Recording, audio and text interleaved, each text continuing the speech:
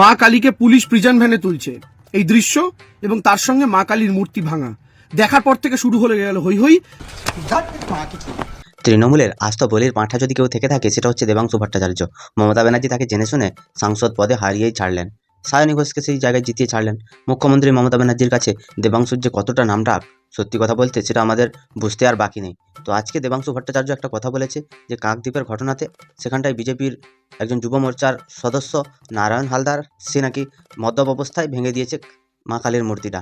তো আজকে আমরা সেটা নিয়ে কথা বলবো, আজকে দেবাংশুর বিভিন্ন ধরনের মুখোশ খুলে দেবো। তো চলো আর বেশি না বকে ভাট, আজকের ভিডিওটা শুরু করা যাক। বিজেপি তৈরি করে দেওয়া ন্যারেটিভে পা দিয়ে প্রচার করা শুরু করলো জেহাদি মুসলিম তাদের হাতে ভাঙা পড়েছে কাকদ্বীপে মা কালীর মূর্তি। দেবাংশু হচ্ছে মমতা ব্যানার্জির আশীর্বাদ ধন্য একটা পাক্কা চিটিংবাজ আর একটা মদ্যপ লোক। এই দেবাংশু ভট্টাচার্য তিনি যখন নিজে তৃণমূল কংগ্রেসে এসেছিলেন তখনও তিনি তৃণমূল কংগ্রেস সম্পর্কে অবগত হয়তো ছিলেন না, কারণ এখানটায় থাকতে থাকতে তিনি মিথ্যা কথাটা পুরো ভালোভাবেই শিখে গেছেন। দেবাংশু ভট্টাচার্য তিনি নিজেকে যতটা সতী প্রমাণ করার চেষ্টা করুন না কেন, তিনি যে আসলে কতটা ঢ্যামনা প্রকৃতির সেটা পশ্চিমবঙ্গের মানুষ ভালো করেই জানে। তাই তো তমলুকের লোকেরা জুতো লাঠি ঝাঁটা যা পেরেছিল ওনাকে দিয়ে মেরেছিল এবং তাড়িয়েও দিয়েছে অপমান করে। এরপরেও ওনার যদি লজ্জা শরম একটু থেকে থাকতো, গায়ে মানুষের চামড়া থাকতো, তো উনি যেতেন না কখন। জেহাদি মুসলিম পশ্চিমবঙ্গের থেকে তুমি যদি হিন্দু ধর্ম পালন করতে চাও তুমি হচ্ছে সব থেকে বড় বোকা। তার কারণ হচ্ছে দেবাংশু ভট্টাচার্য বলতে চাইছে যে এই যে প্রিজন ভ্যানে মা কালীকে তোলা হলো সেটা নিয়ে দেবাংশুর কোনো মতামত নেই। এই যে জেহাদি মুসলিম হিন্দু এইসব নিয়েই দেবাংশুর মতামত, যে হই হইটা কেন হয়েছে। কিন্তু পুলিশ যে প্রিজন ভ্যানে তুললো ভগবানকে, আবার গলা কাটা ভগবান। এই দেবাংশু ভট্টাচার্য যে কতটা নীচ প্রকৃতির, তার মানসিকতার যে কতটা অভাব আছে সেটাই এ আজকে জানিয়ে দিচ্ছে। বিজেপি শুধু হই হই করে আর তৃণমূল হচ্ছে সাধারণ মানুষের ধর্ম, তাদের বস্ত্র বাসস্থান সব কিছু নিয়েই খেলে। তৃণমূলের যতগুলো আছে সবাই একটা পাক্কা খেলোয়াড়। প্রথমে এই ফটোটা দেখো, এই ফটোটা দেখলে বুঝতে পারবে দেবাংশু ভট্টাচার্য কোনো এক পরিযায়ী শ্রমিক নন্দীগ্রামের, তার বডি এসেছিল, সেই বডিটা দাহ করার কাজে তিনি গেছিলেন। তো এখানটায় দেবাংশু ভট্টাচার্যকে একটা কথা বলতে চাই যে ভাই সব তো ঠিক ছিল, তুমি নন্দীগ্রামের মানুষের কাছে দাঁড়াতে গেছো, নন্দীগ্রামের মানুষকে ভালোবাসো, সেখান থেকে দিদিকে হারিয়েছে এই জন্য তোমরা আরও বেশি নন্দীগ্রামে ফোকাস করছো, সব কিছু ঠিকঠাক আছে। কিন্তু একটা কথা বলো তো, এই যে লোকের ঘরে গিয়ে শোকসভায় কে লুকিয়ে মোবাইলে ফটো তুলে আনে, এটা কি কোনো ভদ্র বাড়ির বা ভদ্র সমাজের ছেলের কাজ? আমার তো মনে হচ্ছে তোমার পারিবারিক শিক্ষাটাই ঠিক নেই। তুমি গেছো একটা শোকসভা পালন করতে, সেখানটায় গিয়ে তুমি শোকসভা পালন না করে তাদের কান্নার ছবি তুমি তার পাশে দাঁড়িয়ে মাথায় হাত বুলিয়ে ফটোশ্যুট করে এসছো। এর থেকে বড় লজ্জার আর এর থেকে বড় ঘৃণার কী হতে পারে? তুমি সেটাই আমাকে বলো তো। তোমাদের মতো নিচু মানসিকতা একমাত্র মুখ্যমন্ত্রী মমতা ব্যানার্জির আদর্শে অনুপ্রাণিত হলেই হবে, আর সেটা তুমি ভালোভাবে রপ্ত করতে পেরেছো। কয়েক ঘন্টার মধ্যে পুলিশ তদন্ত করলো, আর পুলিশ তদন্ত করার পর একটা মাতালকে গ্রেফতার করলো। পুলিশ অন্য কিছুতে তদন্ত করুক নিক্ষি না করুক, এই যে পশ্চিমবঙ্গে কাকদ্বীপের ঘটনাটাই খুব তাড়াতাড়ি তদন্ত করে দিয়েছে। শেখ শাহজাহানের নামে যখন অভিযোগ উঠেছিল ভুরি ভুরি, যখন পুলিশের কাছে যাচ্ছিল গ্রামের মহিলারা সন্দেশখালীর, সেখানটায় কিন্তু পুলিশ অভিযোগ নিতে অস্বীকার করেছিল, সেখানটায় পুলিশ শেখ শাহজাহানের বিরুদ্ধে কোনো অ্যাকশন নেয়নি। কিন্তু যখনই মা কালীর গলাটা কাটা হলো, পুলিশ সাথে সাথে গিয়ে কিন্তু প্রিজন ভ্যানে আগে মায়ের যে মূর্তিটা সেটাকে প্রিজন ভ্যানের ভেতরে ঢুকিয়ে নিল এবং সেখানটায় একটা মাতালকে গ্রেপ্তার করলো। এবার সেই মাতালের গ্রেপ্তার হওয়া দেখে তোমাদের মনে হতে পারে যে সে মদকে ভেঙে দিয়েছে, কিন্তু তার বাবা অন্য কথা বলছে। যেরকম করে আরজিকর কাণ্ডের পরে সঞ্জয় রায়ের মা বলেছিল যে তার ছেলেকে ফাঁসানো হয়েছে, তার ছেলে কোনো দোষ করেনি, সেমভাবে আজকে ওই নারায়ণ হালদারকে ফাঁসানো হয়েছে। বাদবাকি যে লোকগুলো তার সাথে ছিল সেই লোকগুলোকে কিন্তু অ্যারেস্ট করা হয়নি, শুধুমাত্র নারায়ণ হালদারকে অ্যারেস্ট করা হয়েছে। এটাই পশ্চিমবঙ্গ। আমাদের দিদি কিন্তু বড় একটা ঝামেলা থেকে আটকে দিল। যে বা যারা এই যে ঠাকুরের মূর্তিটা ভেঙেছে তারা কিন্তু আনন্দে ঘুরছে, তারা বুক চিতিয়ে ঘুরে বেড়াচ্ছে। আজকে একটা মূর্তি ভেঙেছে, কালকে আরও 10টা মূর্তি ভাঙবে, মিলিয়ে নিও। কারণ আমাদের পশ্চিমবঙ্গ সরকার প্রতি মুহূর্তে বা প্রতি পদক্ষেপে তাদের সাথে আছে। যে আপনারও মস্তিষ্ক কেউ কন্ট্রোল করছে, আপনি আর আপনার নিয়ন্ত্রণে নেই। একদম ঠিক দেবাংশু, তোমার কথাতে আমি পুরোটাই একমত যে তুমি তোমার মস্তিষ্কের কন্ট্রোলে নেই। তোমার মস্তিষ্ক কন্ট্রোল করা হচ্ছে নবান্নের 14 তলা থেকে। সেখান থেকে তোমায় বলা হচ্ছে যে দেবাংশু আজকে এই ভুলটা হয়ে গেছে, এটাকে নিয়ে কিন্তু এবিপি আনন্দে কথাটাকে ঘুরিয়ে উত্তরপ্রদেশ বা মধ্যপ্রদেশ বা হরিয়ানা বা হিমাচল প্রদেশের সাথে তুলনা করতে হবে। আর যদি কোনো কিছু টপিক না পাওয়া যায় তাহলে মণিপুরকে নিয়েই তুলনা করতে হবে। দেখো দেবাংশুর মাথা যে পুরোটাই কন্ট্রোল করছেন মমতা ব্যানার্জি, সেটা দেবাংশুর প্রতি কথায় একদম প্রকাশ পেয়ে যাচ্ছে। আর এই দেবাংশু এই একটা আলাদা লেভেলের মাল। একে যখন তমলুকে মুখ্যমন্ত্রী মমতা ব্যানার্জি ভোটে দাঁড় করালেন তখনই বলল যে একটা 32 বছরের তরতাজা যুবক সে কি আগে যেতে পারবে না একটা 60 বছরের বৃদ্ধ সে আগে গিয়ে মানুষের সেবা করতে পারবে?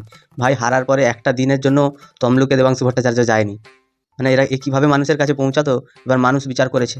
সত্যি কথা বলতে কি দেবাংশু ভট্টাচার্যের মতো অভিনেতা পশ্চিমবঙ্গে প্রসেনজিৎ চ্যাটার্জির আগে তার নাম থাকা উচিত, কারণ এর অভিনয় দেখেই তো মুখ্যমন্ত্রী নাকি চাকরিটা দিয়েছেন। আজকের দিনে দাঁড়িয়ে এটা বুঝতে গেলে রকেট সায়েন্স জানার প্রয়োজন পড়ে না যে আজকের দিনে পশ্চিমবঙ্গে যদি কোনো মূর্তি ভাঙা হয়, কোনো দাঙ্গা লাগে, তাহলে কোন রাজনৈতিক দলের সুবিধা হবে। মূর্তি একজন সাধারণ মুসলমান কি করতে ভাঙতে যাবে বলুন তো? একজন সাধারণ মুসলমান তিনি ঘুম থেকে উঠে মনে করলেন আজ আমার 4টে মূর্তি ভাঙার দরকার, তিনি মূর্তি ভেঙে দিলেন। আমরা বারংবার এরকম কাজ করতে করতে একটা নির্দিষ্ট সম্প্রদায়ের মানুষকে হীনমন্যতায় ভোগাচ্ছি দিনের পর দিন। একজন সাধারণ মুসলমান যেমন মূর্তি ভাঙবে না, সেরকম একজন সাধারণ মুসলমানও তার ক্ষমতার দম্ভ দেখিয়ে রাত্রিবেলা 2টোর সময় হিন্দু ঘরের মেয়েদের ডেকে নিয়ে যাবে না পিঠা খাওয়াতে, ওই পিঠা ওর পোঁদের ভিতরে ঢুকিয়ে আর দেবাংশুর মুখটা ওখানটায় ঢুকিয়ে পেছন থেকে লাথি মেরে সেগুলোকে বার করে দিতে হবে দেশ থেকে। কারণ এদের মতো নির্লজ্জ বেহায়া একটাও নেই। পশ্চিমবঙ্গের অর্থনৈতিক অবস্থা, তার শিক্ষাগত অবস্থা এবং পশ্চিমবঙ্গের আইন ব্যবস্থা, সেটা নিয়ে এর কোনো রকম কোনো কথা নেই। এরা শুধুমাত্র বিজেপিকে কীভাবে ছোট করবে, বিজেপি এটা করেছে, বিজেপি সেটা করেছে। যখন দেখবে বিজেপির এর সাথে কোনো সম্পর্ক নেই বা বিজেপির কেউ করেনি, তারই দলের লোক করেছে, তখন বলবে কি 34 বছর আগে সিপিএম কি করেছিল। বাপের পোদে ঢুকে দিয়ে চলে আসলে আপনারা বাংলাদেশ বা পাকিস্তানে যে ঘটনাগুলো দেখেন, সেই ঘটনাগুলোকে বারবার আপনাদের চোখের সামনে তুলে ধরে বাংলার কোনো ঘটনার সঙ্গে সেগুলোকে তুলনামূলক বিশ্লেষণ করিয়ে আপনাদেরকে মেন্টালি একটা ঘোড়ার ঠুলি পরে হাঁটার মতো একটা ঠুলি পরিয়ে দেওয়া হয়েছে যে একই ঘটনার রিপিটেশন বোধহয় পশ্চিমবঙ্গে হচ্ছে। এবারে তো আমার দেবাংশুর শিক্ষাগত যোগ্যতা নিয়ে একটু সন্দেহ হচ্ছে, কারণ আমার মনে হয় না দেবাংশু ওই যে মুখ্যমন্ত্রী মমতা ব্যানার্জির ওই যে সহায়তায় মাদ্রাসাগুলো চলে না, পশ্চিমবঙ্গে যে 600টা মাদ্রাসা আছে, ওই মাদ্রাসায় মনে হচ্ছে দেবাংশুও পড়তো। তার কারণ হচ্ছে হচ্ছে আল্লাহর আদর্শ অনুপ্রাণিত। মুসলমান কেন হিন্দুদের মূর্তি ভাঙবে? আরে ওরা জেহাদি মাল। ওই যে লোকগুলোর কথা তুই বলছিস না দেবাংশু, ওইগুলোর সামনে একবার ওদেরকে বলবি তো গিয়ে যে তুমি একবারখানি আমাদের ঠাকুরের প্রসাদটা খেয়ে দেখো। তারা যদি খেয়ে নেয় তাহলে আমি ভাববো যে ওরা হিন্দু মুসলিম ভাই ভাই হয়ে থাকতে আছে, কিন্তু তারা খাবে না। মমতা ব্যানার্জি ব্রাহ্মণ ঘরের মেয়ে হয়ে মাথায় হিজাব লাগিয়ে সেখানটায় গিয়ে দোয়া করবে, তখন দেবাংশুর কোনো কথা তখন আর চলবে না। সেই দেবাংশু যে বলেছিল যারা তৃণমূল থেকে বেরিয়ে গেছিল, যারা তৃণমূলে ফিরে আসতে চাইছে, তারা কখনোই কোনোদিন ফিরে আসতে পারবে না। মমতা ব্যানার্জির দরজার গোড়ায় আমি গিয়ে শুয়ে থাকবো, দেখি আমাকে কি করে পার করে যায়। সেই দেবাংশু, তার বুকের উপর দিয়ে হেঁটে চলে সবাই পার হয়ে গিয়েছে। নারায়ণ হালদার ওখানে বিজেপির যুব মোর্চার সঙ্গে যুক্ত, সেটা বারবার সমস্ত জায়গা থেকে এসছে, এর সঙ্গে তৃণমূলের কোনো সম্পর্ক নেই।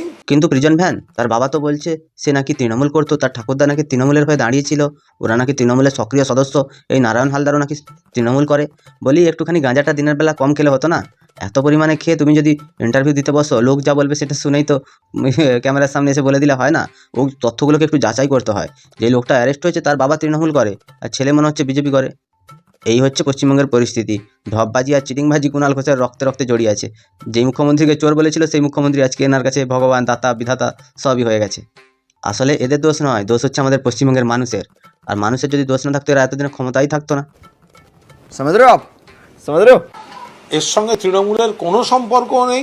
না, পশ্চিমবঙ্গে যা খারাপ কিছু ঘটনা ঘটবে তার সাথে তৃণমূলের কোনো সম্পর্ক নেই। তৃণমূল হচ্ছে গঙ্গায় স্নান করা একদম সতীর বাচ্চা। এরা এতটাই সতী যে এরা নিজেদের মা বাবাকেও চিনতে পারে না। সত্যি কথা বলতে কুণাল ঘোষ এমন একজন মানুষ যিনি প্রতি পদে পদে এত অপমান হবার পরেও তিনি কি করে ক্যামেরার সামনে এসে মিথ্যে কথা ঢপবাজি করতে পারেন, সেটা ভাবলেই আমার অবাক লাগছে। এনার গায়ে সত্যি মানুষের রক্ত বইছে তো না অন্য কারোর রক্ত বইছে? অভদ্রতামির শেষ সীমায় পৌঁছে গেছে কুণাল ঘোষ। মাদারের বাচ্চা।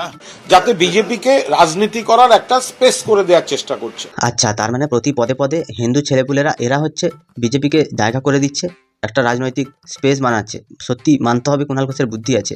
কুণাল ঘোষ কোন স্পেস দিয়ে তৃণমূলে এসেছিলেন সাংবাদিকতা ছেড়ে, সেটা তৃণমূলের কোন সুবিধার্থে, সেটা কুণাল ঘোষ একটু আমাদের বুঝিয়ে দিলে ভালো হতো। ভালোই তো চলছিল সাংবাদিকতা, ভালোই চলছিল আপনার জীবন। তারপরে আপনি কি করে সারদা কর্তা সুদীপ্ত সেনের এই যে ছায়া এসে আপনি মানুষ হলেন এবং মানুষ থেকে আবার পরে অমানুষ হলেন। সারদা এবং রোজভ্যালির প্রত্যেকটা চিটফান্ডের টাকা আপনি নিয়ে বিদেশে ঘুরতে গেছেন, নিজের ঐশ্বর্য সেগুলো বাড়িয়েছেন, এই করে আপনি ক্ষমতায় এসেছেন। প্রতিনিয়ত পশ্চিমবঙ্গের মানুষকে আপনারা বোকা বানাচ্ছেন। হিন্দুদের কোনো ছেলেপুলেরা তাদের কোনো যায় আসে না যে সেখানটায় গিয়ে ওনারা কালী ঠাকুরের মূর্তি ভাঙবে। আর সত্যি কালী ঠাকুরের মূর্তি যদি ভেঙেও থাকে, পুলিশের কি শোভা পায় যে সেই মূর্তিটাকে নিয়ে প্রিজন ভ্যানে যাওয়া? বাংলার মানুষ সচেতন, পুলিশ সচেতন, ধরা পড়ে যাচ্ছে। সত্যি সেলুকাস, বিচিত্রই দেশ আর বিচিত্রই দলের নেত্রী, বিচিত্রই পশ্চিমবঙ্গ আর বিচিত্র এখানকার আইন কানুন, এই আইন ব্যবস্থা। সত্যি এমনভাবে পশ্চিমবঙ্গটাকে শেষ করছে। ধর্মের নামে তো প্রতি মুহূর্তে রাজনীতি করে।